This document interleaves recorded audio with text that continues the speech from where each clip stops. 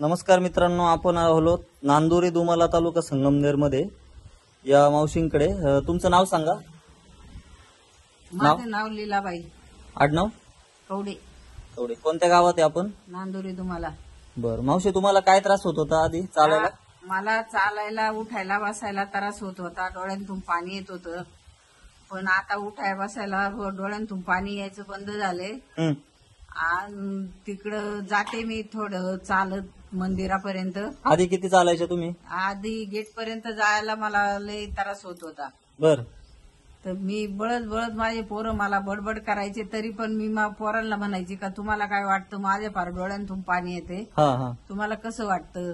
हं. पण ते म्हणले चालल्याशिवाय पर्याय नाही. तरी मी पोरांचं काय ऐकत नव्हते. पण मग जसं औषध चालू केलं हं. तेव्हापासून चालते कशी बी. अरे वा.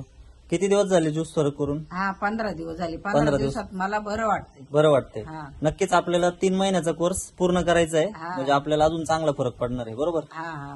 तुम्हाला काय वाटतं मावशी, इतरांनी हा ज्यूस घ्यायला पाहिजे ज्यांना आता त्रास? हा मला तर फरक झालाय. मग ज्याला जास्त दुखत असलं तर त्यांनी आयुष्य घ्यावा असं. घेतलंच पाहिजे. बरोबर. हा. चालेल.